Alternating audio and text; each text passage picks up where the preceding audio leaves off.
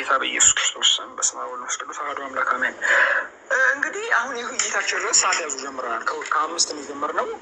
ከኢንትሮዳክሽን ሰዓት 15 ስለሆነ ከ20 ጨርሳለሁ ማለት ነው።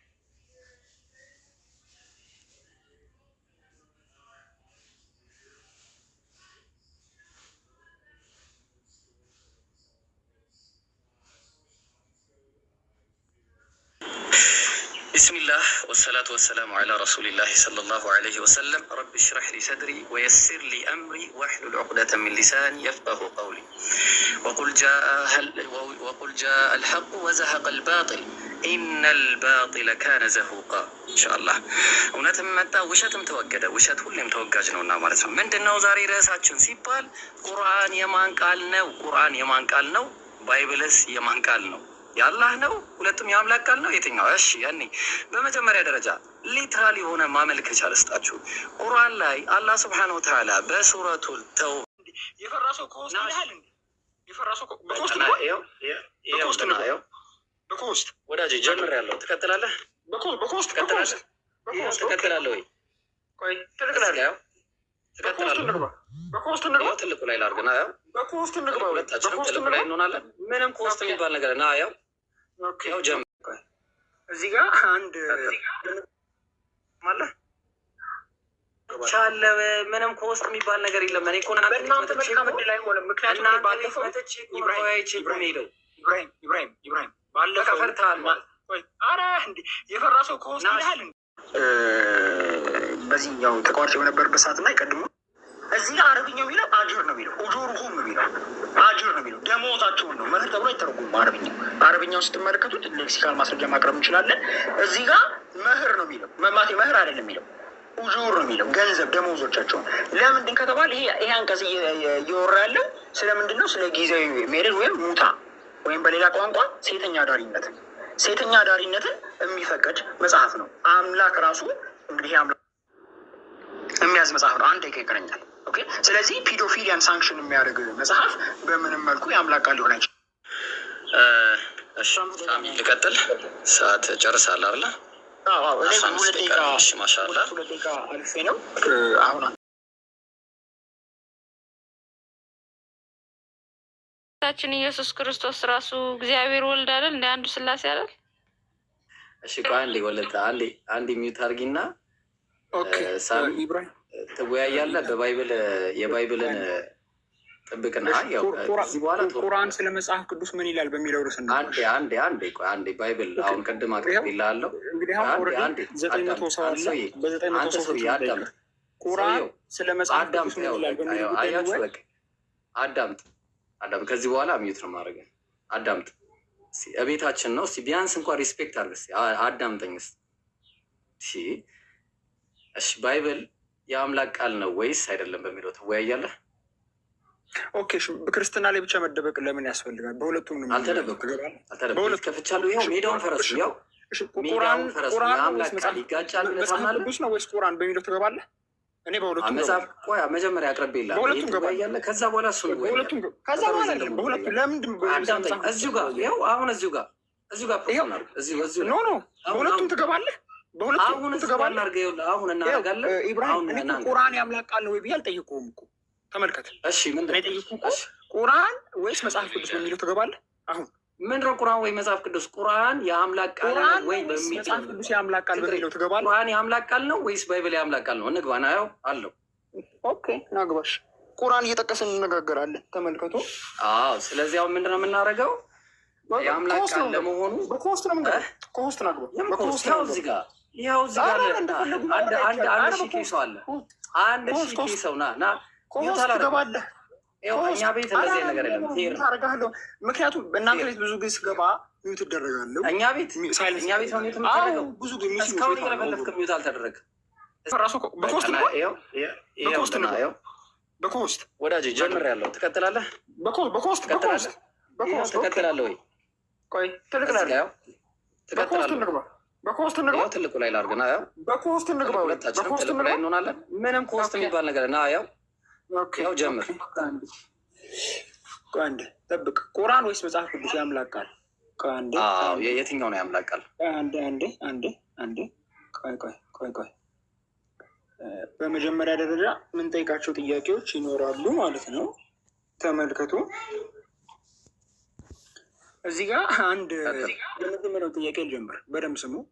ሱረቱል ተውባ ምዕራፍ 9 ቁጥር 30 ላይ እንደዚህ ይላል። እናውራ፣ ፎርማል እናድርገውን፣ ቀጥል። ትስማማለህ እኮ ስስን ምን ያህል ደቂቃ ነው ያለኝ? የጨበሬ ሰዓት እንያዝ እንጂ ቆይ እንጂ ፎርማል እኔ ነኝ የምጀምረው። ፎርማል እናደርገዋለን እኮ እኔ ነኝ የምጀምረው እኮ። ቆይ ሰዓት እያዝ እንጂ ዝም ብለህ ልገባ ነው እንዴ? ምን ያህል በጣም ደንግጣለሁ ላይ ተረጋጋ። ሰዓት የሚይዝ አንድ ሰው በነገራችን ላይ ቤት ወላሂ በአላህ ምዬ እነግርሃለሁ፣ ሚውት አትደረግም። አንተ ብቻ አትሳደብ። አንተ ብቻ አትሳደብ። እናንተ ቤት በነገራችን ላይ በአላህ ስም ብዬ ነው ነገር እኔ ቤት ሚውት መደረግ የለም። ብትምልም እኔ ብዙ ለእኔ ዋጋ የለም ቱ ቢሆንስ ጊዜ ምክንያቱም በቃ አሁን እሺ ቶ በቃ ና አሁን አንድ ሰው ከታች ሰዓት የሚይዝ አንድ ሰው ቶሎ በል። እኔ ራሴ ሰዓት ይዣለሁ እያየሁት ነው። ከ49 አይደለም አንዴ ማዝም ብሎ ነገር የለም። ያው ከፈለግ ክርስቲያን አስገባና ሰዓት ያዝ። አውቃለሁ ነው ይሄ ፎርማል ዲስከሽን ነው። ፎርማል ዲስከሽን ላይ እላፊ ነገር አልናገርም። አላህንም መሐመድንም እላፊ ነገር አልናገርም። ፎርማል ዲስከሽን ነው። አለቀ በቃ። እሺ ተስማምተናል። ኦኬ 2 ደቂቃ ነው የቀረው። ሼር አድርጉ፣ ሁላችሁም በደንብ ሼር አድርጉ። አንዴ ሁለት ክርስቲያን ልጆች አድርጉ፣ ሰበብ እንዳይበዛ። ችግር የለም። የክርስትና እምነት ተከታዮችን ብትጨምሩ እመክራለሁ። 2 የክርስትና እምነት ተከታዮች ከስር ይቀመጡ። ችግር የለም። አስገባ ሳሚ፣ የፈለግከው አስገባ። እሺ ነው። በስመ አብ ወወልድ ወመንፈስ ቅዱስ አሐዱ አምላክ አሜን። እንግዲህ ዛሬ ውይይታችን ድረስ የአምላክ ቃል ማን ነው፣ ቁርአን ወይስ መጽሐፍ ቅዱስ የሚል ርዕስ መያዝ ነው እና በጣም አስፈላጊ ርዕስ ነው። ሰዎች ሊወያዩበት የሚገባ ርዕስ ነው። እኔ ቁርአን የአምላክ ቃል አይደለም እየከራከራለሁ። ላለመሆኑ ማስረጃዎች እናቀርባለን። ደግሞ መጽሐፍ ቅዱስ የአምላክ ቃል ነው ብለን እናምናለን። የአምላክ ቃል መሆኑ ከውስጣዊ ማስረጃ ውጫዊ ማስረጃ ለማምጣት እንሞክራለን ማለት ነው። መጀመሪያ ከቁርአን እንጀምር። ተመልከቱ። የመጀመሪያው ማስረጃ ቁርአን በታሪክ ምንም አይነት ቤሲስ የሌላቸው በታሪክ በምንም አይነት መልኩ ፕሩቭ ሊደረጉ የማይችሉ ነገሮችን ክሌም ያደርጋል። በታሪክ ፕሩቭ ሊደረጉ የማይችሉ ነገሮችን ብቻ ሳይሆን በታሪክ ዲስፕሩቭ ሊደረጉ የሚችሉ ክሌሞችን ይናገራል። ሀሰት የሆኑ የመጀመሪያውን ለአቤል አንሳላችሁ። ሱረቱል ኢምራን ምዕራፍ 3 ቁጥር 52 እንደዚህ ይላል። ኢሳ ከእነርሱ ክህደት በተሰማውም ጊዜ ወደ አላህ ተጨምረው ረዳቶች እነማን ናቸው አለ። ሰው ተናጋሪው ኢሳ ነው። ሐዋርያት ተመልከቱ። ሐዋርያት እኛ የአላህ ረዳቶች ነን፣ በአላህ አምነናል፣ እኛን ትክክለኛ ታዛቢዎች መሆናችን መስክር አሉ ይላል። አሁን እዚህ ጋር ትክክለኛ ታዛቢዎች የሚለው የአረብኛ ቃል ሙስሊሚን የሚለው ነው። ስለዚህ ምንድነው አሉ እያለ ያለ ሐዋርያት ሙስሊም ናቸው እያለ ነው ቁርአን። አስተውሉ። ሐዋርያት ሙስሊሞች መሆናቸውን መስክረዋል እያለ ነው በሱረቱል ኢምራን ምዕራፍ 3 ቁጥር 52። ይሄ ትልቅ ሐሰት ነው። ሐዋርያት ሙስሊም እንደነበሩ የሚያሳይ ሐዋርያት የእስልምና እምነት ተከታዮች እንደነበሩ የሚያሳይ ታሪካዊ መጽሐፍ ቅዱሳዊ ከራሳቸው ጽሑፍ ማለት ነው ሐዋርያዊ ታሪካዊ ሆነ ስነ ቁፋሮዊ ማስረጃ የለም። አሁን ኢብራሂምን ጠይቀዋለሁ። ሐዋርያት ሙስሊም ናቸው፣ የእስልምና እምነት ተከታዮች ናቸው። በመጀመሪያው ክፍለ ዘመን እስልምና የሚባል ሃይማኖት በሐዋርያት ፕራክቲስ ይደረግ ነበር ካለ ታሪካዊ ማስረጃ ያመጣልኛል ለዚህ ክሌም ማለት ነው። ሐዋርያት ሙስሊሞች ናቸው የሚል። ስለዚህ ቁርአን እውነት ሊሆኑ የማይችሉ ነገሮችን ክሌም እያደረገ እውነት ሊሆኑ የማይችሉ ነገሮችን እየተናገረ እንመለከተዋለን ማለት ነው። ሌላ ሁለተኛው ጉዳይ የመጀመሪያው ጥያቄ ይሄ ነው። ሀሰት የሆኑ ክሌሞችን ክሌም ያደርጋል ለራሱ። ሐዋርያት ሙስሊሞች አይደሉም ግን ሙስሊሞች ነበርን ይላል ማለት ነው። ስለዚህ ታሪካዊ ማስረጃ ያመጣልኛል። ሁለተኛ ደግሞ ማስተዋል ያለብን ነገር ምንድን ነው? እንደዚህ ይላል፣ እኛ የአላህ ረዳቶች ነን ይላል። ተመልከቱ፣ እኛ የአላህ ረዳቶች ነን። ስለዚህ በአላህ በሚባል አምላክ ያመልኩ ነበር ማለት ነው። አሁን ይሄ አላህ ማን ነው ስንል በራሱ በቁርአኑ አስተምሮ ልጅ የሌለው ኦኬ የማይወለድ እሱ የማይወልድ ደግሞ የማይወለድ አምላክ ነው። ሱረቱል ኢኽላስ ላይ በጣም የሚታወቅ አንቀጽ ነው። በል እርሱ አላህ አንድ ነው፣ አላህ የሁሉ መጠጊያ ነው፣ አልወለደም አልተወለደም፣ ለእርሱም አንድ ቢጤ የለውም ይላል። ስለዚህ 352 ላይ የአላህ ረዳቶች ነን ሲሉ የዚህ አላህ ረዳቶች ነን እያሉ ነው። እንግዲህ ቁርአኑ እንደሚለው በሌላ ቋንቋ ልጅ የሌለው አምላክ ረዳቶች ነን ማለት ነው። ልጅ የሌለው አምላክ ነበር የሚያመልኩት፣ አላህ የሚባል አምላክ ነበር የሚያመልኩት ይላል። ይሄ ፈጽሞ ሐሰት ነው። ለምንድን ከተባለ በመጀመሪያው ክፍለ ዘመን በነበሩ ሐዋርያት ሆነ ከነሱ በፊት በነበሩ ነቢያት አላህ የሚባል አምላክ ተመልኮ አያውቅም። አላህ የሚባል አምላክ ፈጽሞ አይታወቅም በመጀመሪያው ክፍለ ዘመን በነበሩ አይሁዳውያንና ከእነሱ በነበሩ ነቢያት። ስለዚህ ያን የነበሩት ነቢያት ማንን ነው የሚያመልኩት ስንል ያህዌን ነው የሚያመልኩት። ለዚህ አንድ ታሪካዊ ማስረጃ ልስጣችሁ። ያህዌን ያመልኩ እንደነበር የሚያሳይ ጥንትም እንኳ የያህዌ ተከታዮች እንደነበሩ አላህ የሚባልን አምላክ እንደማያውቁ ማስረጃ ልስጣችሁ። ታሪካዊ ማስረጃ። ቆይ ኢንተርኔት ዘግቶብኝ ነው፣ ጠብቁኝ አንዴ። ሶሪ ጠብቁኝ።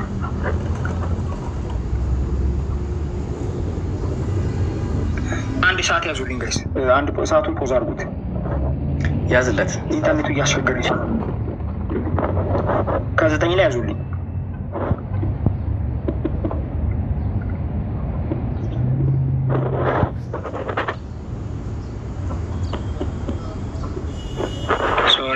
ሶሪ እያስቸገረኝ ስለሆነ ነው።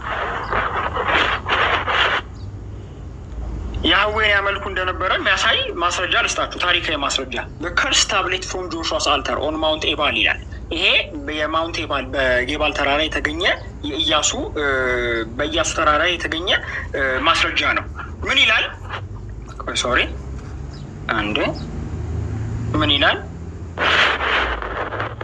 ተመልክቶ። አንድ ቆይ ይዞብኝ ነው፣ ሎድ እያደረገ ነው። ሶሪ ኢንተርኔት በጣም እያስቸገረኝ ስለሆነ ነው። ኢንተርኔት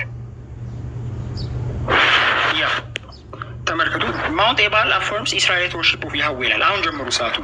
ይሄ ከ3200 ዓመት በፊት የነበረ ታብሌት ነው። ታሪካዊ ማስረጃ ነው እየሰጠኋቸው ያለሁት። እዚህ ላይ ምን ይላል?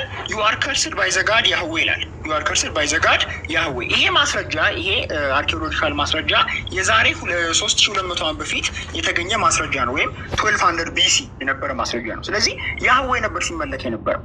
አያችሁ፣ ያህዌ ነበር ሲመለክ የነበረው። ስለዚህ ቁርአን መጥቶ ሐዋርያት በሱረቱል ኢምራን ብዙ ጥቅሶቹ መጥቀስ ይቻላል፣ ግን በሱረቱል ኢምራን ምዕራፍ 3 ቁጥር 52 ላይ የአላህ ረዳቶች ነን አሉ ሲል እየዋሸ ነው። ምክንያቱም አላህ የሚባል አምላክ አያውቁም እነሱ፣ ያህዌን ነው የሚያመልኩት። አሁን እዚህ ጋር ኢብሮ አላህ ያህዌ ነው የሚል ከሆነ እሱም ክሮስ ሴክሽን ላይ እንወያየዋለን። አላህ ያህዌ ነው የሚል ማስረጃ ከቁርአን ወይ ከሀዲስ ይሰጠኛል። ስለዚህ ቁርአን የአምላክ ቃል ሊሆንበት የማይችልበት አንደኛው ምክንያት ምንድን ነው? የማይታወቅን አምላክ ነው ስፓውዝ ያደረገው። ሐዋርያት ያለመለኩትን አምላክ አመለኩ ይላል፣ ነቢያት ያለመለኩትን አምላክ አመለኩ ይላል ማለት ነው። የመጀመሪያው ጥያቄ ይሄ ነው። ሁለተኛው ጥያቄ ደግሞ ቁርአን ላይ የምናነሳው ምን ይላል? ስለ አይሁዳውያን በተመለከተ ነው። ተመልከቱ፣ አይሁዳውያን ምን አሉ ይላል ሱረቱ ተውባ ምዕራፍ 9 ቁጥር 30 ላይ አስተውሉ። አይሁድ ኡዘይር የአላህ ልጅ ነው አለች። ተመልከቱ፣ አይሁድ ኡዘይር የአላህ ልጅ ነው አለች። ክርስቲያኖች አልመሲህ የአላህ ልጅ ነው አሉ ይላል። ተመልከቱ፣ አይሁድ ኡዘይር የአላህ ልጅ ነው አለች። አሁን እዚህ ጋር የምናነሳው ጥያቄ የትኛው አይሁዳዊ ነው ኡዘይር የአላህ ልጅ ነው ያለው? አሁን እዚህ ጋር ኢብራሂም ወይ ነው ሌሎች ብዙ ሙስሊም ወገኖቻችን ምንድን ነው የሚሉት? እዚህ ጋር ይሄ የሚመለከተው የመካ አይሁዶችን ነው ወይ ደግሞ ጥቂት አይሁዶችን ይላል። ይሄ ግን ቁርአን የሚናገረው ነገር አይደለም። ቁርአን በተደጋጋሚ በብዙ ቦታዎች ላይ ስለተወሰኑ ግሩፖች ሲያወራ የተወሰኑት አይሁድ የተወሰኑት እያለ ለይቶ ነው የሚያወራው። እዚህ ጋር ግን እንደሱ አላለም። በደፈናው አይሁድ ኡዘይር ያላህ ልጅ ነው አሉ ይላል። ስለዚህ የትኞቹ አይሁድ ኡዘይርን ያላህ ልጅ ብለው እንዳመለኩት ማስረጃ ትሰጠኛለህ ማለት ነው። አይሁዶች ያላሉትን ነገር አሉ ብሎ ይናገራል። ስለዚህ ይሄ ኤክስተርናል ክሌም የለውም፣ ሀሰተኛ ክሌም ነው። ዊች ሚንስ ባይ ዴፊኒሽን የአምላክ ቃል ሊሆን አይችልም ማለት ነው። የአምላክ ቃል ሊሆን አይችልም። ሌላው ጉዳይ ቁርአን ላይ የምናነሳው ነገር ቶታሊ ክሌሞቹ አንፋውንድ ናቸው። የሚናገራቸው ሂስቶሪካል ክሌምስ፣ የሚናገራቸው ሪሊጂየስ ክሌምስ በሙሉ አንፋውንድ ናቸው። ለምሳሌ ሱረቱል ማኢዳ ምዕራፍ 5 ቁጥር 18 አይሁዶችና ክርስቲያኖችም እኛ የአላህ ልጆችና ወዳጆች ነን አሉ። ተመልከቱ፣ አይሁዶችና ክርስቲያኖች እኛ የአላህ ልጆችና ወዳጆች ነን አሉ ይላል። ታዲያ በኃጢአቶቻችሁ ለምን ያሰቃያችኋል? አይደላችሁም እናንተ ከፈጠራቸው ሰዎች ናችሁ በላቸው ይላል። አሁን ይህ ጥቅስ ለምንድነው ፕሮብሌማቲክ የሚሆነው ስንል ቁርአን በክርስቲያኖች እና በአይሁዶች እጅ ያለውን መጽሐፍ ያረጋግጣል። ለምሳሌ ሱረቱል ኢምራን ምዕራፍ 3 ቁጥር 75 ተመልከቱ። ሱረቱል ኢምራን ምዕራፍ 3 ቁጥር 75 ምን እንደሚል ተመልከቱ። ነው አይደለም? ቁጥር 81 ሶሪ ቁጥር 81 አላህ የነቢያትን ቃል ኪዳን ከመጽሐፍና ከጥበብ ጋር ሰጥቻችሁ ከዚያም ከእናንተ ጋር ላለው መጽሐፍ የሚያረጋግጥ መልእክተኛ በመጣላችሁ ጊዜ በእርሱ በእርግጥም እንደምታምኑበት በእርግጥ እንድትረዱት ሲል በያዘ ጊዜ አስታውስ ይላል። አስተውሉ። ከእናንተ ጋር በነበረው አይደለም የሚለው ቴንሱ ከእናንተ ጋር ላለው አሁን በዚህ ሰዓት ዊች ሚንስ በመሐመድ ዘመን ለነበረው መጽሐፍ አረጋጋጭ ነው። ቁርአን በመሐመድ ዘመን ለነበረው መጽሐፍ አረጋጋጭ ነው። አስተውሉ። ሌላ ማስረጃ ይሄ የሱረቱል ኢምራን ምዕራፍ 3 አስባብ ኑዙሉን ስትመለከቱ የወረደው ለናጅራን ክርስቲያኖች ነው። አስባቡ ለናጅራን ክርስቲያኖች ነው። ስለዚህ ቃል በቃል ወንጌልን ነው ሪፈር የሚያደርገው ለናጅራን ክርስቲያኖች የተነገረ ቃል ስለሆነ ማለት ነው። ኦኬ ሌላ ማስረጃ ጨምርላችሁ ከዛ ቁርአን ሱረቱል በቀራ ምዕራፍ 2 ቁጥር 89 ተመልከቱ ምን እንደሚል ተመልከቱ። ከእነሱም ጋር ያለው መጽሐፍ አረጋጋጭ የሆነ መጽሐፍ ካላ ዘንድ በመጣላቸው ጊዜ አስተውሉ። ከእነሱ ጋር ያለውን ነው የሚለው በፕሬዘንት ቴንስ ለነበረው አላለም።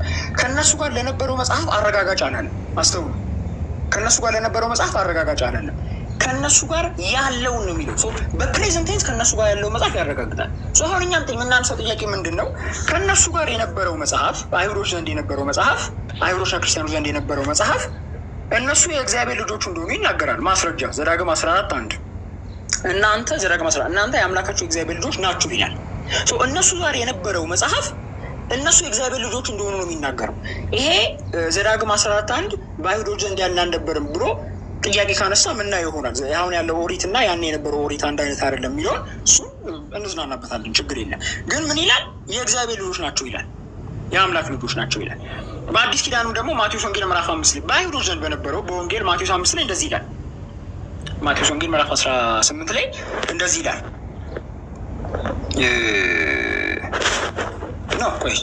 ዮሐንስ ወንጌል ምዕራፍ 14 ላይ እንደዚህ ይላል።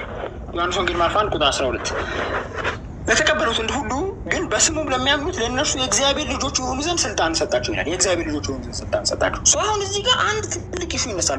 በወንጌልም ተረጋግጧል። ቁርአን በአይሁዶችና በክርስቲያኖች ዘንድ የነበረው መጽሐፍ ያረጋግጥና እነሱም በቴዎሎጂ ይቃረናቸዋል። ተመልከቱ። እናንተ ጋር ላለው መጽሐፍ አረጋጋጭ ነው የሚለው። እናንተ ጋር በፕሬዘንት ቴንስ ለነበረው አይደለም ላለው ነው የሚለው። እናንተ ጋር ላለው መጽሐፍ አረጋጋጭ ይላል። ግን ያ በቴዎሎጂ ግን ከእነሱ ይለያል። ያ እነሱ ጋር ያለው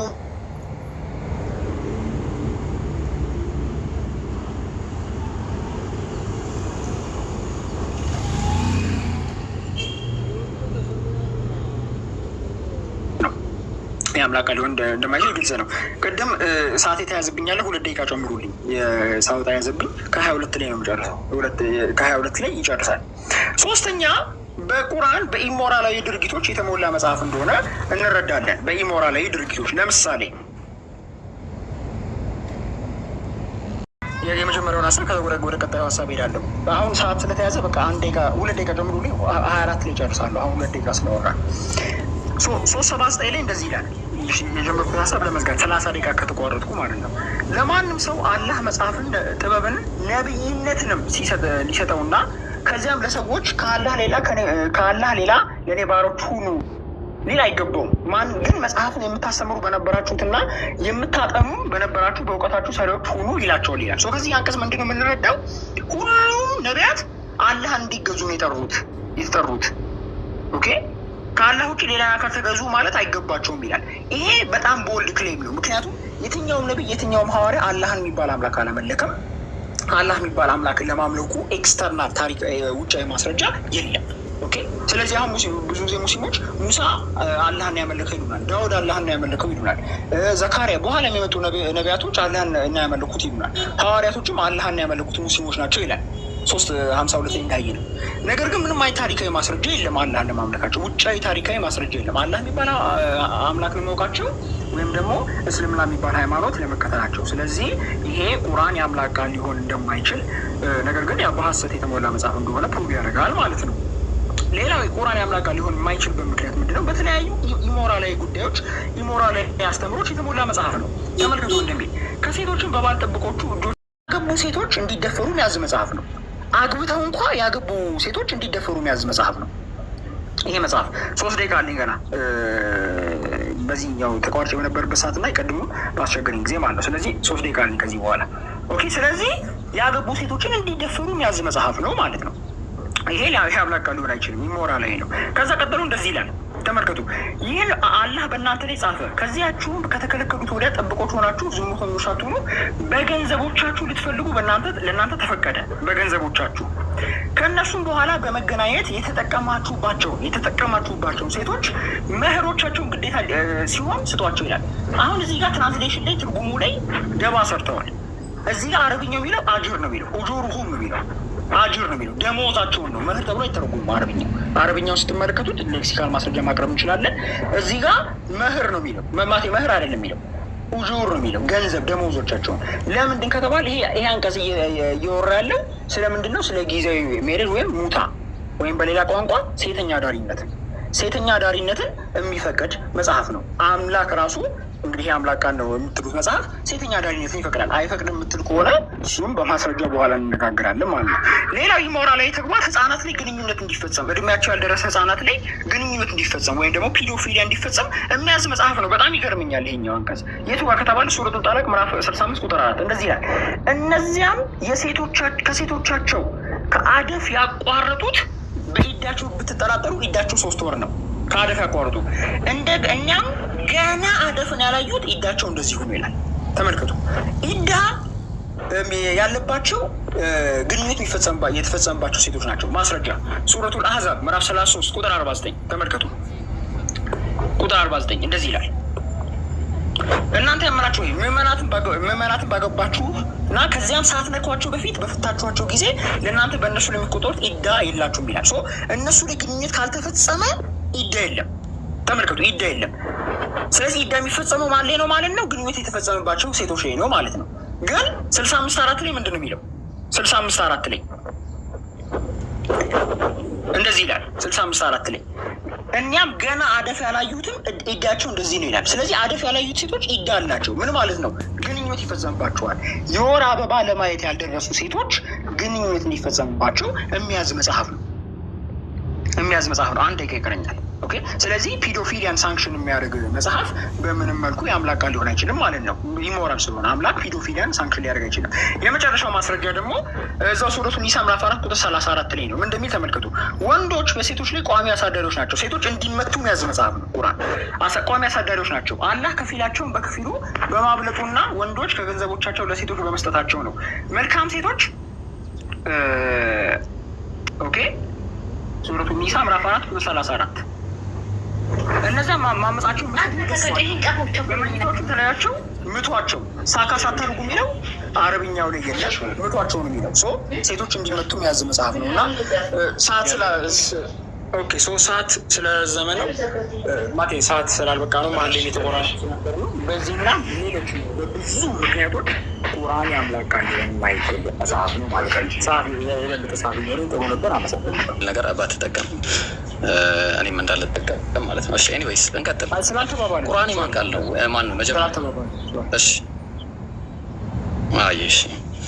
እሺ ምንድን ነው? ምን እናደርጋለን አሁን? እሺ ሰዓቴን አስጀምረው። ቢስሚላህ ወሰላቱ ወሰላሙ ዐላ ረሱሊላህ ሰለላሁ ዐለይሂ ወሰለም ረቢ ሽረሕ ሊ ሰድሪ ወየሲር ሊ አምሪ ወሕሉል ዑቅደተ ሚን ሊሳኒ የፍቀሁ ቀውሊ ወቁል ጃአ አልሐቁ ወዘሀቀ አልባጢል ኢነል ባጢለ ካነ ዘሁቃ። ኢንሻአላህ እውነትም መጣ ውሸትም ተወገደ። ውሸት ሁሌም ተወጋጅ ነውና ማለት ነው። ምንድነው ዛሬ ርዕሳችን ሲባል ቁርአን የማን ቃል ነው? ቁርአን የማን ቃል ነው? ባይብልስ የማን ቃል ነው? የአላህ ነው? ሁለቱም የአምላክ ቃል ነው? የትኛው? እሺ ያኔ በመጀመሪያ ደረጃ ሊትራል የሆነ ማመልከቻ ልስጣችሁ። ቁርአን ላይ አላህ ስብሐነሁ ወተዓላ በሱረቱል ተውባ ምዕራፍ 9 ቁጥር 6 ላይ ምን አለ? ወኢን አሐዱ ሚነል ሙሽሪኪን እስተጃረከ ፈአጅርሁ ሐታ የስመዕ ከላም አላህ። የአላህን ንግግር እስከሚሰማ ድረስ አስጠጋው። የማን ንግግር? የአላህን ንግግር ማለት ነው። ነቢያችን ሰለላሁ ዐለይሂ ወሰለም በሱነን አቢ ዳውድ 47:34 ላይ ምን አሉ? ተመልከቱ። አላ ረጁሉ ያሕሚሉኒ፣ አንድ ሰው ወደ የሚያስጠጋኝ የለምን? እስቲ ወደ እሱ ኢላ ቀውሚ፣ ወደ ህዝቦቹ። ፈኢነ ቁረይሸ ቀድ መነዑኒ አን ኡበሊገ ከላመ ረቢ፣ የጌታዬን ቃል እንዳላስተላለፍ ማን ከለከሉኝ አሉ? የእኔ ቁረይሾች ማለት ነው፣ ህዝቦቻቸው፣ እዛ የነበሩ ህዝቦቻቸው። ስለዚህ አላህ ስብሐነሁ ወተዓላ የራሱ ቁርአን እንደሆነ የራሱ ንግግር እንደሆነ በግልጽ ነገረን። ይኸው በማያሻማ ሁኔታ አላህ ስብሐነሁ ወተዓላ ስለ ራሱ ቁርአን ሲነግረን በሱረቱ ኒሳ ምዕራፍ 4 ላይ ቁጥር ቁጥሯን ሸፍኛታለሁ 82 ይመስለኛል። አፈላ የተደበሩን አልቁርአን ቁርአንን አያስተውልም ወይ አያስተውልም ምን አለ ወለው ካነ ሚን ዐንዲ ገይሪላህ ከአላህ ውጭ ቢሆን ኖሮ ይህ ቁርአን ለወጀዱ ፊሂ በውስጡ ያገኙ ነበረ ኢኽቲላፈን ከሲራ ብዙ መለያየትን ያገኙ ነበረ። ስለዚህ ቁርአን መስፈርቱ ይህንን ነው የሚያስቀምጠው፣ አንደኛው መስፈርት። ታዲያ ይህንን ነገር ለማረጋገጥ በእውነት ከዚህ በፊት የነበሩ ሰለፎች ይህን አረጋግጠዋል ወይ የሚልን ነገር እስቲ እሱን ደግሞ ነው። አጠባበቅ ይቅርታ ፋይል እያወጣሁ ነው። የቁርአን አጠባበቅ ላይ እንምጣ በመጀመሪያ ደረጃ ማለት ነው። እሱ ላይ ከመምጣታችን በፊት አላህ ሱብሓነሁ ወተዓላ እንዴት ተመልከቱ፣ እኔ በቁርአን እንጂ አልፈረድኩም አለ። ቁርአን የማን ቃል ነው? የአላህ ቃል ነው አለ። እንዲሁም ደግሞ ኢብኑ አባስ ምን አለ የሆነ ጉዳይን አስመልክቶ ወቃል አላሁመ ረበል ቁርአን ብሎ አንደኛው ሲናገር እግፊር ለሁ ብሎ ሲናገር ፈወተበ ኢለይሂ ተቆጣው ማለት ነው። ተቆጣው ምን ብሎ አለ ኢብኑ አባስ ከዛ በኋላ ቃለ ሚንሁ አልማን አልቁርአን ቁርአን ማለት እኮ ፈቃለ ሚንሁ ቁርአን ከራሱ የሆነ ነው። ቁርአን ከራሱ ነው ወደ ራሱም የሚሄድ ነው። እዚህ አላህ ሱብሓነሁ ወተዓላ ቁርአን የራሱ የሆነ ንግግሩን የአላህ ቃል ነው ማለት ነው። ስለዚህ አሁንም ቁርአን የማን ቃል ነው? የአላህ ቃል ነው። በግልጽና በማያሻማ ይሄ ሁሉ ሰለፍ ማየት እንችላለን። አሁን ወደ ባይብሉ ስንመጣ እነዚህን ሁሉ ነገሮች ያማከል አይደለም። አሁን ወደ ባይብሉ እንመጣና የመጀመሪያው ነገር ባይብል የማን ቃል ነው ብለን ስንናገር ባይብል የአምላክ ቃል ላለመሆኑ መስፈርት እንይዛለን። መጀመሪያ መስፈርት ምንድን ነው የምንይዘው? ቁርአን ባይብል ይጋጫል። ባይብል ይጋጫል፣ እርስ በርሱ ይላተማል፣ ይጋጫል። ምንድን ነው እያለ የሚላተመው? ለምሳሌ ግልጽና የማያሻማ እንሂድና ለምሳሌ አሁን እዚህ ጋር እንሄዳለን። ግሪክ ሰብቷጀንት ላይ ስንመጣ የማንን ነው የምናየው?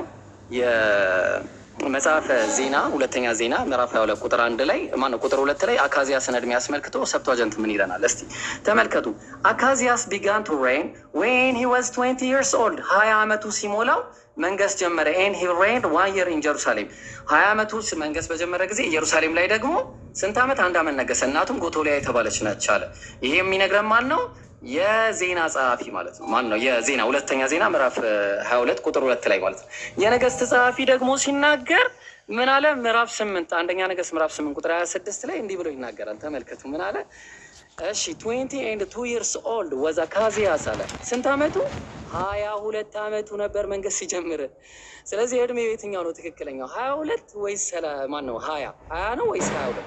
ራሱ አንድ ሰው ደግሞ የሚገርማችሁ ይሄ በአንደኛው ብቻ አይደለም። የሚገርማችሁ በዕብራይስጡ ደግሞ ስትመጡ በማሶሬቲኩ ላይ 42 years old ይላል። በ42 ዓመት ይላል። 42 ሌላኛው 22 ብሎ ይናገራል። ይሄ በጣም ከባድ ነገር ነው። አላህ በቁርአን ላይ ቅድም የነገረን ከአላህ ቢሆን ኖሮ ባልተጋጨ ነበራል። ስለ ባይብል ራሱ ሲናገር መጽሐፈ ዜና ሁለተኛ ዜና ምዕራፍ 36 ቁጥር 9 ላይ ዮአኪም መንገስ በጀመረ ጊዜ 8 ይላል። አማርኛው ዋሽቷል፣ እዚህ ጋር ስህተት ነው። መጽሐፈ ነገስት ሁለተኛ ነገስት ማን ነው ምዕራፍ 4 ቁጥር 8 ላይ 18 ይላል። እስቲ ሰብቷጀንቱንና ማሶሬቲኩን እንየው። ምን አለ? 18 years old was 18 ዓመቱ ነበር አለ። ጥሩ እሺ። ከዛ 3 months ሴንድ ማን ነው በኢየሩሳሌም 3 ወር ነገስ አለ። ጥሩ። እዚህ ጋር ደግሞ መጣና ምን አለ? ዮአኪም መንገስ በጀመረ ጊዜ 8 ዓመቱ ነበረ። 8 ዓመቱ 3 ወርና 10 ቀን ነገስ አለ። ጋይስ ልብ አድርጉ በደንብ አዳም። የአምላክ ቃል በዚህ ልክ ይጋጫል ወይ? የአምላክ ቃል በዚህ ልክ ይጋጫል ወይ? በጣም ብዙ ቦታዎች ብንሄድ ባይብል ላይ አዲስ ኪዳን ላይም የታሪክ ስህተቶች አሉ። ለምሳሌ ኢየሱስን አስመልክቶ ማርቆስ ወንጌል ምዕራፍ 11 ላይ ሲናገር ኢየሱስ ከቢታንያ ወጣ መጀመሪያ። ከዛ ከቢታንያ ሲወጡ ተራበ ይላል። ከዛ በኋላ ቅጠልም ያለባት በለስ ከመንገድ ላይ አይቶ ከዛ በኋላ ረገማት ምናምን። ወደ ኢየሩሳሌም መጥቶ ደግሞ ምን አለ? የሚሸጡና የሚገዙትን ያወጣ ዘንድ ጀመረ። ከዛ ቤተ መቅደሱን አጸዳ። የማርቆስ ወንጌል ደግሞ ጸሐፊ ሲነግረን መቅደስ ገብቶ መጀመሪያ ምን አረገ? እነዛ ሻጮቹ ምናምን ገለባበጠ፣ በተነ። ከዛ በኋላ በነጋታው ወደ ቢታንያ ወጣ። በነጋታው ከዛ ከቢታንያ ወጥቶ ምን አረገ? ተመልሶ መጥቶ ቅጠልም ያለባት ተራበ ማለት ነው። ከዛ በኋላ እሷን ረገማት ምናምን። አሁን የትኛው ዘጋቢ ነው ትክክል? አንደኛ ዘጋቢዎቹ ራሱ ትክክል አይደለም። የታሪክ ስህተቶች አሉባቸው። ታሪክ በጣም ነው የሚሳሳቱት። ኢየሱስ የሞተበት ሰዓትን ራሱ አያውቁትም፣ ራሱ በቅጡ ማለት ነው። ተግባባን? ስለዚህ የአምላክ ቃል ነው ብሎ ለመናገር በጭራሽ አይቻልም። እንዳውም ምንድን ነው ከተባለ በጣም ግልጽና በማያሻማ ሁኔታ ልንገራችሁ፣ ባይብል የህይወት ታሪክ የተጻፈ የህይወት ታሪክ ነው። የህይወት ታሪክ ሉቃስ ወንጌል ምዕራፍ 1 ቁጥር 1 ላይ እንመልከት። ምን አለ? የከበርክ ቴዎፍሎስ ሆይ ከመጀመሪያው በዓይን ያዩትና የቃሉ አገልጋዮች የሆኑት እንዳስተላለፉልን አለ።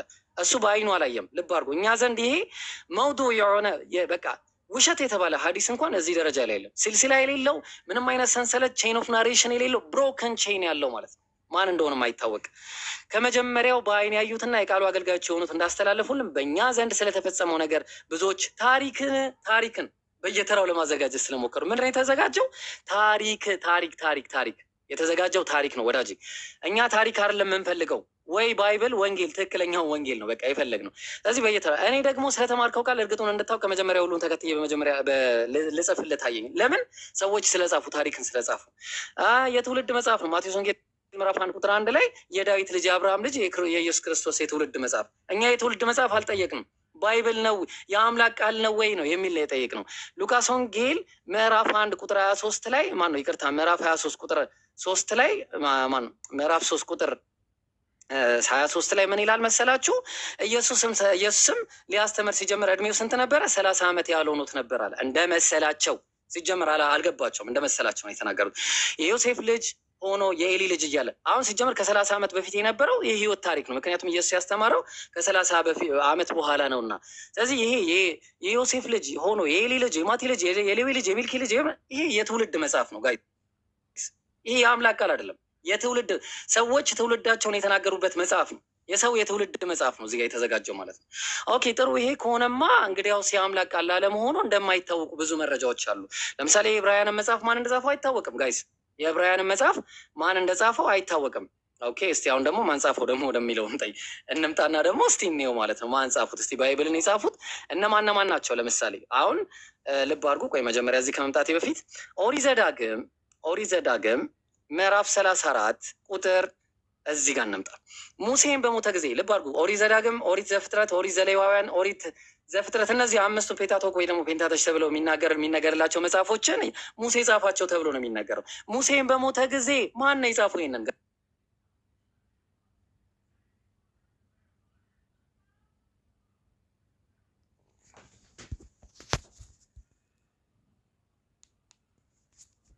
ሄሎ ስተካረክ መሰለኝ ኢብራሂም ስተካርጋል። የኔ ድምጽ ይሰማል ጋይስ? ያንተ ይሰማል። በቃ ሰዓት ያዙለት። 36ኛ ከሆነ ያዙለት።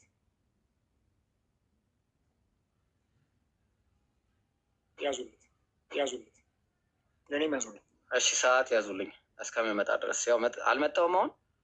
አሁን መጥተዋል። አንዴ ቃል ላስታክለው። ሁለት እሺ ያዙልኝ ሰዓቴን። ቆይ አንዴ ያዙልኝ። ቆይ ሳሚ አንተንም ትልቁ ላይ ላርግና አንድ ላይ እሺ።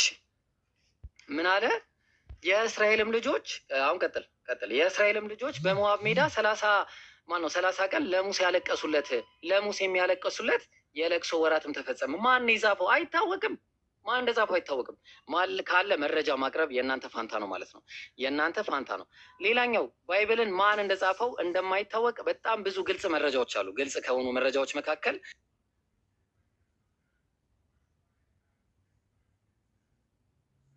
ማን ነው? እዝራ ሱቱኤል ቁጥር ምዕራፍ ስንት? ምዕራፍ 13 ቁጥር ስንት ላይ? ኦ ማይ ጋድ አሁን አይሰማም? ቀጥል ይሰራል። እሺ ከዚህ በኋላ ተቃጥላለች። ሰዓት ያዝለት። ኢብሮ ቪዲዮ አጥፋና በቃ አውራ። በጣም እየያዘህ ነው። ከአንቺ ነው ማማዬ። አይ አንቺ ነው። ቆይ ልቀጥል።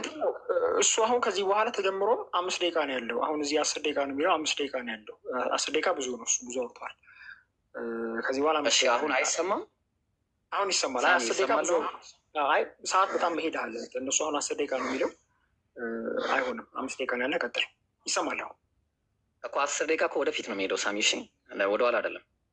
ምናልባት ከሆነ 5 ደቂቃ ብቻ ነው ያለ። 5 ደቂቃ ብቻ። አሁን 5 ደቂቃ ነው ያለ። ትክክል ነው። እንደዛ ነው። ወደፊት ነው ሰዓቱ እየሄዳለሁ። እሺ ምን አለ? ዕዝራ ሱቱኤል ላይ ምዕራፍ 13 ቁጥር ስንት ላይ? ቁጥር 21 ላይ ኦሪት ተቃጥላለች የሰራኸውን ማነው ትሰራው ዘንድ ያለህን የሚያውቅ የለምና አለ። ኦሪት ተቃጥላለች። ኦሪት የእግዚአብሔር ቃል የተባለው የለም። የለም። ሁለተኛ ምዕራፍ 2 እዛው ቁጥር 23 ላይ ምን አለ? ያው ተመልከቱ።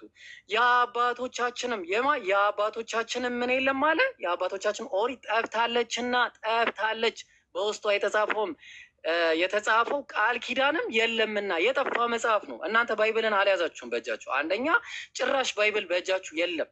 ባይብል በእጃችሁ በጭራሽ የለም። ስለዚህ አሁን የሙሴ መጽሐፍን ብቻ አስመልክቶ ከሆነ ለምሳሌ ኢያሱ ለምሳሌ ኢያሱን ደግሞ እንየው፣ ተመልከቱ ምን እንደሚል ማለት ነው። መጽሐፈ ኢያሱ ማን ጻፈው? መጽሐፈ ኢያሱ ማን እንደጻፈው አይታወቅም። የአምላክ ቃል አይደለም። አሁንም ተመልከቱ ቁጥር 29 ላይ እና 30 ላይ ምን ይላል? መጽሐፈ ኢያሱ ምዕራፍ 24 ላይ እንዲህ ይላል። በተራራውም እሺ ምን አለ? ኢያሱም ባለበት ዘመን ሁሉ የለም። አሁን ኢያሱ በዚህ ዘመን የለም። ልብ አድርጉ፣ ማን እንደጻፈው አይታወቅም። ከኢያሱም በኋላ በነበሩት ለእስራኤልም ያደረገውን የእግዚአብሔርን ስራ ሁሉ ባወቁ በሽማግሌዎች ዘመን ሁሉ እግዚአብሔር እንዲያመልካል። ስለዚህ አሁን ኢየሱስ ማን ነው? ማን ነው? የኢያሱን መጽሐፍ ማን እንደጻፈው አይታወቅም። እንዲሁም ሆነ አለ። ወደ ላይ ቀና ብላችሁ ብታዩት ከዚህ ነገር በኋላ የእግዚአብሔር ባሪያ የነዌ ልጅ ኢያሱ እድሜው 110 ዓመት ሲሆን ሞተ። ማን ነው? ኢያሱ ከሞተ በኋላ መጽሐፍ የጻፈው? በጣም ብዙ ነገሮች ማንሳት እንችላለን። ስለዚህ አሁን እውነት ይሄ የአምላክ ቃል ነው ወይ ብለን ስንል አይደለም። ለምሳሌ የአምላክ ቃል ነው ብለው የሚነግሩን ሁለተኛ ጢሞቴዎስ ምዕራፍ 4 ላይ ስለ ካባውን ላይ ያወራል። ጋይስ በቶሎ ወደ እኔ እንድትመጣ ይላል። ማን? የእግዚአብሔር ቃል ተብዬ ማለት ነው። በቶሎ ወደ እኔ እንድትመጣው ትጋ። ዴማስ የአሁኑን ዓለም ወዶ ትቶኛልና ወደ ተሰሎንቄ ሄዷልና፣ የራሱ የግል ደብዳቤ። ቄርቂስንም ወደ ገላትያ፣ ቲቶንም ወደ ድማስጤ አለ። ሉቃስ ብቻ ከኔ ጋር አለ። ማን ነው የሚለው? የጢሞቴዎስ ጸሐፊ።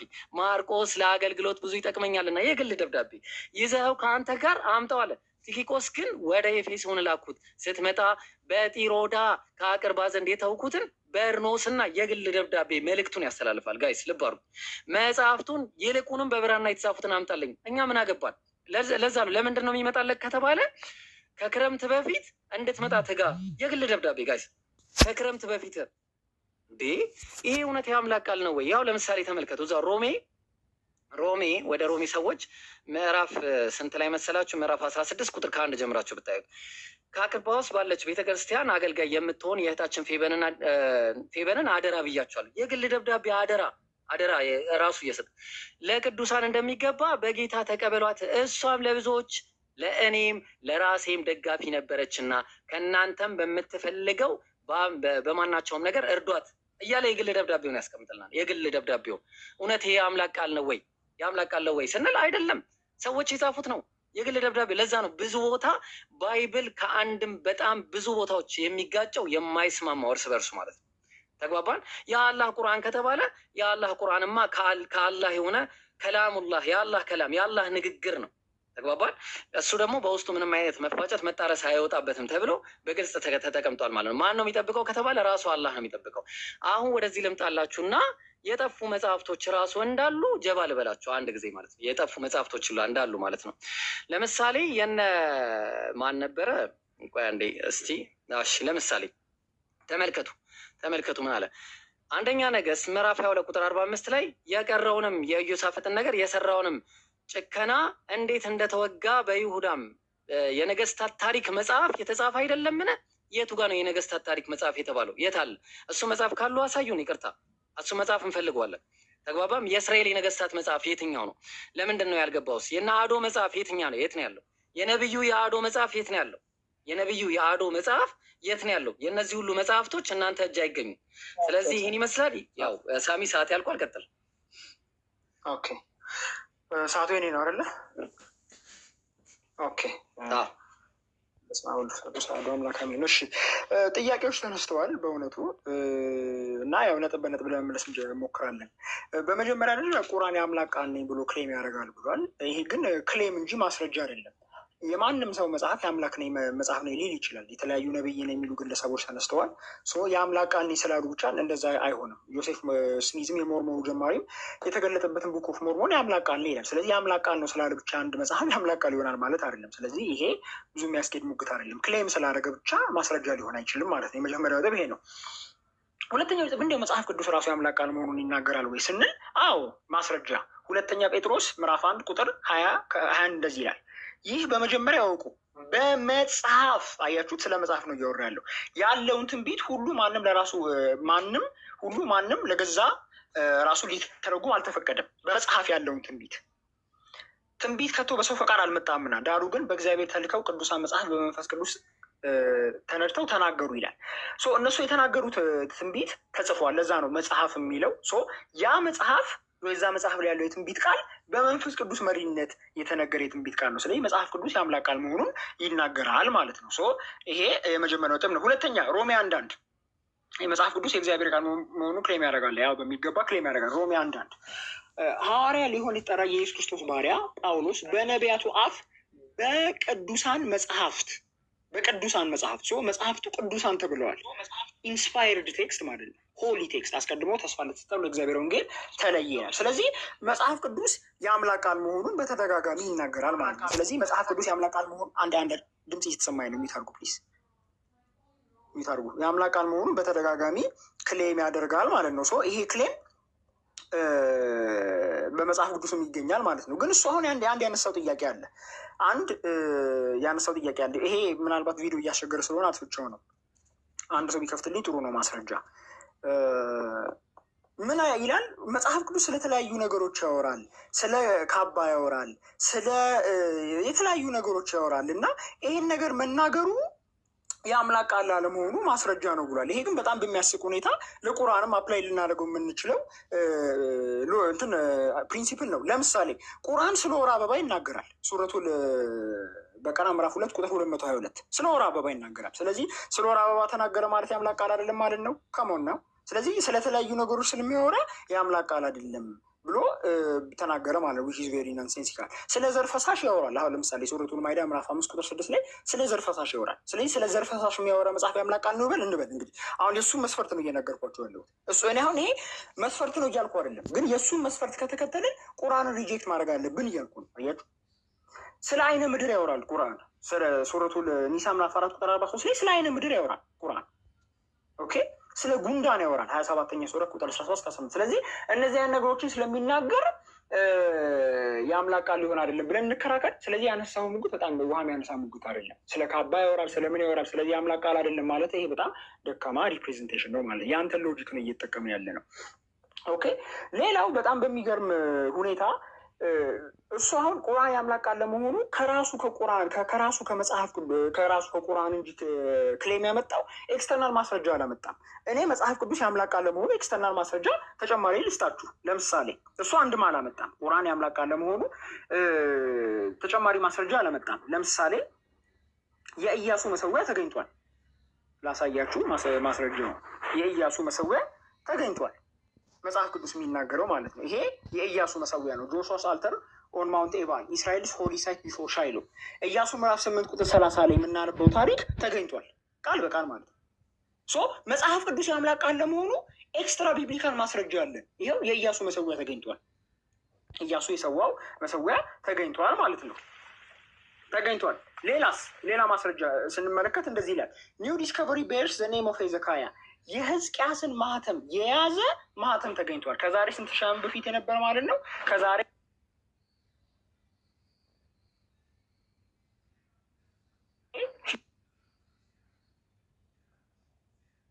አርኪኦሎጂካል ማስረጃ ነው። ፈጠን ብዬ ነው ማሳያችሁ። ቁርአን የአምላክ ቃል መሆኑን ፕሩቭ የሚያደርግ አርኪኦሎጂካል ማስረጃ አለ? አንድ የለም። ይሄንን በዚህ ደረጃ ቁርአን የአምላክ ቃል መሆኑን ፕሩቭ የሚያደርግ አርኪኦሎጂካል ማስረጃ አለ?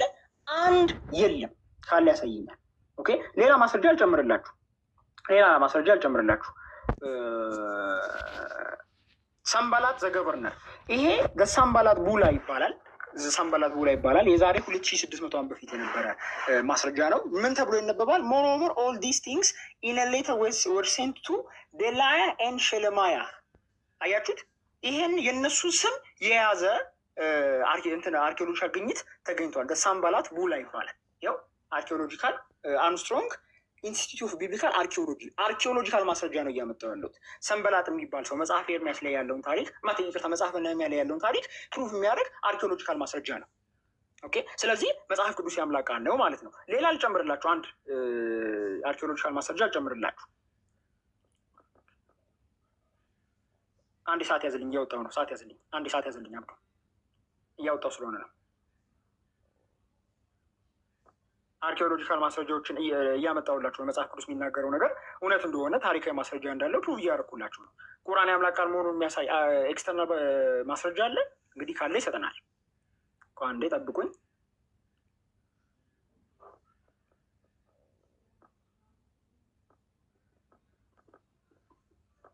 ይሄ ኢየሱስ ክርስቶስ ይጠሩ የሚለው የግሪክ ቃል በብሉይ ኪዳን የነበሩ አማኞች ያህዌን በሚጠሩበት መንገድ ነው። በተገኙበት ቦታ ሁሉ ያህዌን የሚጠሩ ነበር ማለት ነው። በብሉይ ኪዳን ያህዌን የሚጠሩ ያህዌን የሚያገለግሉ ማለት ነው የሚያመለክተው። ሌላ ጊዜ ምናልባት ይላል ኢያሱ 24:26 ተመልከቱ። ኢያሱ 24:26 ኢያሱም ይህን ቃል ሁሉ በእግዚአብሔር መጽሐፍ በእግዚአብሔር ሕግ መጽሐፍ ጻፈ። አያው ኢያሱ ምን አደረገ ይላል? ጻፈ። ኢያሱ 24:26 አለቅ ተዘጋ ማለት ነው። ተዘጋ ደቀቅ። ስለዚህ ኢያሱ እነዚህን ሁሉ ነገር በእግዚአብሔር ሕግ መጽሐፍ ጻፈ። ኤንድ ኦፍ ስቶሪ ማለት ነው። ሌላው ደግሞ አንድ ያነሳው ነጥብ አለ። በተቻለ መጠን ለማንሳት እየሞከርኩ ነበረ። የታሪክ መጽሐፍ አለ፣ የጠፉ የታሪክ መጽሐፍ አሉ ይላል። መጽሐፍ ቅዱስ የቱ ጋር ናቸው? እነሱ የእግዚአብሔር ቃል ነው የሚለው መጽሐፍ ቅዱስ እነሱ የእግዚአብሔር ቃል ናቸው ይላል። ያሁን አንተ የጠቀስክ የታሪክ መጽሐፍ ይላል። ያ የታሪክ መጽሐፍ ቃል እግዚአብሔር ነው ይላል። አሁን እንትን ላይ ጠይቀሃለሁ፣ ሴክሽን ላይ Q&A ሴክሽን ላይ ጠይቀሃለሁ።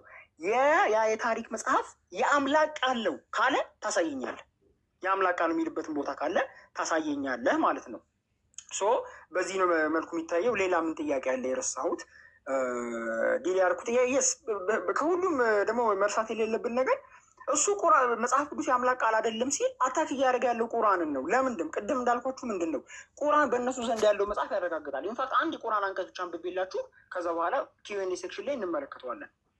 አንድ የቁርአን አንቀጽ ብቻ አንብቤላችሁ ተመልከቱ ምን እንደሚል 5:68 ሱረቱ ማይዳ ምዕራፍ 5:68 እናንተ የመጽሐፉ ሰዎች ሆይ ተውራትና ኢንጂልን ከጌታችሁም ዘንድ ወደ እናንተ የወረደውን እስከትሰሩባቸው ድረስ ይላል። ስለዚህ ካለቅሽ ሶሪ እሺ አላወኩም ሶሪ። እኛ አንደኛ ጴጥሮስ ላይ የተጻፈው ሲጀመር ተጻፈ አይልም ተናገሩት ነው የሚለው። የተጻፈው በማን እንደሆነ አስቲል አይታወቅም። እኛ አሁን ማን ተናገረው ነው እያለን ያለነው እንዴ? እኛ ማና እንደኛ ጥያቄያችን እኮ ጸሐፊው በግል የተናገረውን እኮ አይደለም እያልን እኛ በግል የተናገረው ጸሐፊው ነው። የአንደኛ ጢሞቴዎስ ጸሐፊ ራሱ ነው እኮ ከአባይን አታምጣ ምናምን እያለ እኮ የሚናገረው። ይሄ እኮ እግዚአብሔር እኮ አይደለም የተናገረው። ያኛውማ ነቢያት ሲናገሩት የነበረው ቃልማ ከአምላክ ሰምተው ለሰዎች የሚያስተላልፉ መካከለኛ ስለነበሩ ነው። ዘዳግም 5:5 ላይ ብትመለከት ሙሴ በእግዚአብሔርና በሰዎች መካከል መካከለኛ ሆኖ ሲያስተላልፍ ነበረ። ኢየሱስም በእግዚአብሔርና በሰው አንደኛ ጢሞቴዎስ ምዕራፍ 5:2 ላይ ምዕራፍ 2:5 ላይ በእግዚአብሔርና በሰዎች መካከል መካከለኛ ሆኖ ከእግዚአብሔር እየሰማ ለሰዎች ያስተላልፍ ነበረ። እኛ የጠየቅነው የታሪክ መጽሐፍ፣ የትውልድ መጽሐፍ የሚናገሩ መጽሐፍ እንያዛችሁት። ተቃጥሏል መጽሐፋችሁ የለም ነዷል። ያለው መጽሐፍ ምንድን ነው? የተበጣጠሰ ብጥስጣሾች ማን እንደጻፋቸው እንኳን የማይታወቁ ፓፒረሶች ናቸው። ፓፒረስ 52ን ብትመለከት ማለት ነው። እነዚህ እሱም የኮፒ ቼን ኦፍ ናሬሽን የሌላቸው ብሮክን ቼን የሆኑ ማለት ነው። ማን እንደጻፈ ለምሳሌ ተመልከቱ። አሁን ለምሳሌ እዚህ ጋር ብትመለከቱት የመጽሐፍ ቅዱስ መዝገበ ቃላት ላይ ምን ይላል ተመልከቱ። ያው ምን ይላል? የዕብራውያን ጻፊ ማን እንደጻፈው አይታወቅም። ምን አለ? ወደ ዕብራውያን የተጻፈ መልእክት አለ። ዕብራውያን የተጻፈ መልእክት ላይ ምን አለ? አንድ ጊዜ ይቅርታ፣ አንዴ አስተካክዬ ላቅርብላችሁ። ምን አለ? ይህ መልእክት በማን ከየት ወዴት በምን ጊዜና በምን ምክንያት እንደተጻፈ ለማወቅ አስቸጋሪ ነው። ጋይዝ ማን እንደጻፈው አይታወቅም። ማን እንደጻፈው አይታወቅም። እንዴት ማን የጻፈውን መጽሐፍ የማይታወቅ መጽሐፍ ልከተል እችላለሁ? እንዴት አድርጌ ማለት ነው።